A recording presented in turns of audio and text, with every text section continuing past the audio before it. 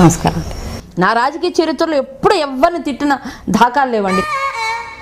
తండ్రి పెద్ద పండితుడు, భారత భాగవతాలు చదివిన దాన్ని మీరు డిఫరెంట్ గంగాబావన్ చూస్తారు, అసలు ఒరిజినల్ గంగాబావన్ చూస్తారు.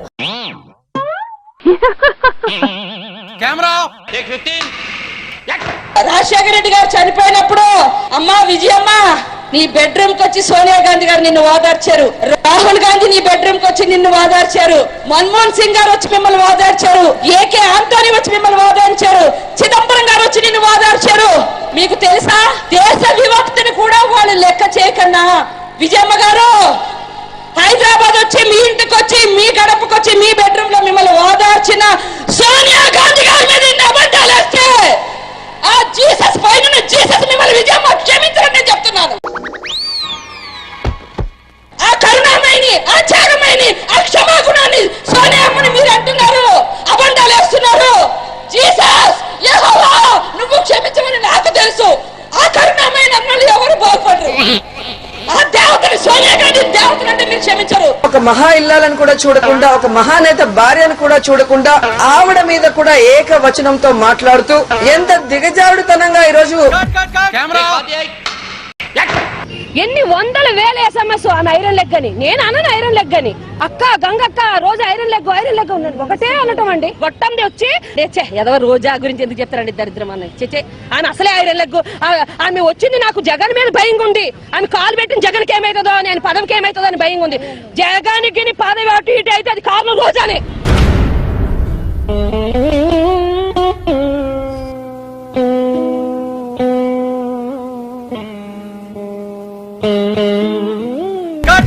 తొమ్మిది సంవత్సరాల అధికారంలో ఉండి రిమోట్ కంట్రోల్ ముఖ్యమంత్రిగా ఉన్న చంద్రబాబు నాయుడు మహిళా రిజర్వేషన్ బిల్లు ఎందుకు ప్రవేశపెట్టలేదని నేను అడుగుతాను. నేను చంద్రబాబు నాయుడిని దుశ్శాసనాలే, నేను చంద్రబాబు నాయుడిని బుల్లోడాన్లే. నేను ఇంకా అలాంటి లేడీల్లో పైకి తేవడం జయంగా పెట్టుకున్నాను. ఒక్క గంగాబాబుని ఓడిస్తే 1,00,000 గంగాబాబులు తయారు చేస్తాను నేను. 1,00,000 రాసుకోండి వాళ్ళని.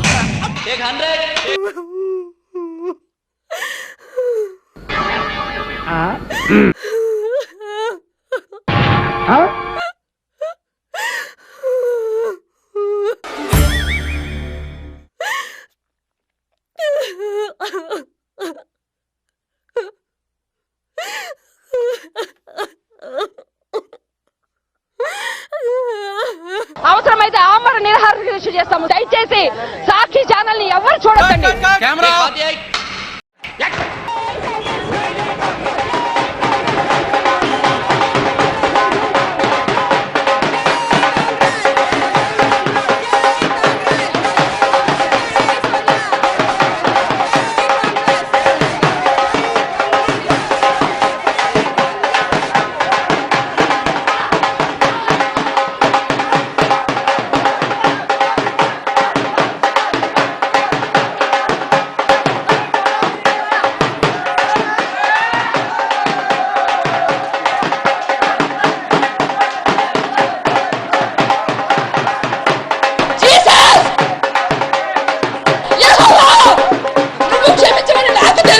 నేను మహిళా ప్రెసిడెంట్ గా రాజకుమారి ఉండింది, ఆమె పోయింది. తర్వాత వంగా గీత ఆమె పోయింది. ఇప్పుడు థర్డ్ రోజా. వాళ్ళు నాకు సమవుజ్జులు ఎలాగవుతారండి? నాకు సమవుజ్జులే కాదు, వాళ్ళకి నాకు నక్కకి నాగలోకానికి ఉన్నంత తేడా ఉందండి.